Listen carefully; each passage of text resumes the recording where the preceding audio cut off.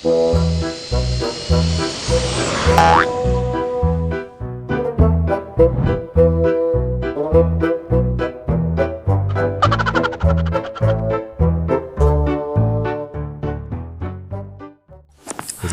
রাত 10টা।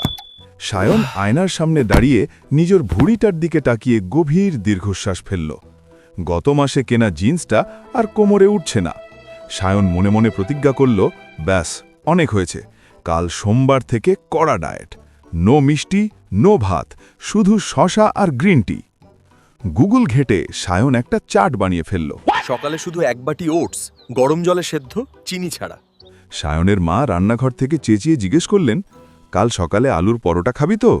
সায়ন গম্ভীর গলায় বলল, না মা, কাল থেকে আমি ডায়েটে, সকালে শুধু এক বাটি ওটস দেবে, গরম জলে ফোটানো, চিনি ছাড়া। মা কপালে হাত দিয়ে বললেন, ওটস ও তো ঘোড়া খায়, তুই অফিস যাবি কি খেয়ে? সায়ন পাত্তা দিল না, সে তখন মনে মনে 6 প্যাক অ্যাবসের স্বপ্ন দেখছে। সোমবার সকাল, টেবিলে ধোঁয়া ওঠা ওটস। সায়নের মনে হলো কেউ কার্ডবোর্ড গুলে গরম জলে দিয়ে দিয়েছে, তবুও চোখ বন্ধ করে গিলে নিল।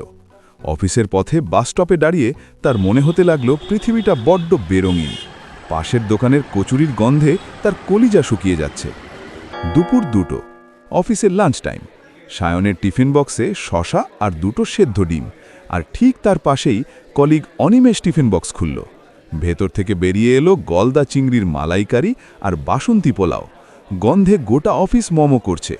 অনিমেষ বলল, কি ভাই সায়ন, খাবি নাকি একটু? সায়ন ঢোক গিলে বলল, না ভাই, আমার ক্যালোরি কাউন্ট চলছে, তুই খা। সায়ন শশা চিবোতে লাগলো, কিন্তু তার মনে হলো সে শশা নয়, নিজের কপাল চিবোচ্ছে। রাত 8টা। অফিস থেকে ফেরার পথে সায়নের খিদে পেট চোঁচো করছে, কিন্তু সে দমে যাওয়ার পাত্র নয়। বাড়িতে গিয়েই সে গরম জল খাবে। দরজা খুলতেই সায়নের নাকে এলো এক স্বর্গীয় গন্ধ, কষা মাংসের গন্ধ, সাথে গাওয়া ঘিয়ের অ্যারোমা।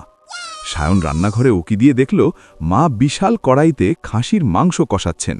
সায়ন ভয়ে ভয়ে বলল, মা, আজ না আমার ডায়েট, আমি তো স্যুপ খাবো।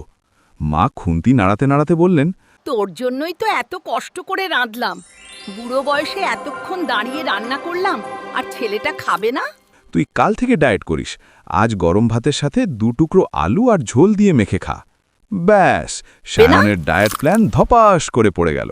সে মনে মনে বলল, রবিবার অবধি তো ক্যালেন্ডার আছেই, পরের সোমবার থেকে নির্ঘাত ডায়েট শুরু করব।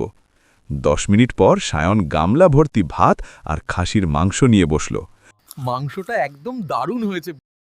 কি যে শান্তি পেলাম সে বলে বোঝাতে পারবো না মা। প্রথম গ্রাসটা মুখে তুলে সায়ন বুঝল 6 প্যাক অ্যাবসের চেয়ে এই কষা মাংসের সুখ অনেক বেশি। মোরাল, বাঙালির ডায়েট প্ল্যান ততক্ষণই টেকে যতক্ষণ না মা রান্নাঘরে কষা মাংস চাপাচ্ছেন।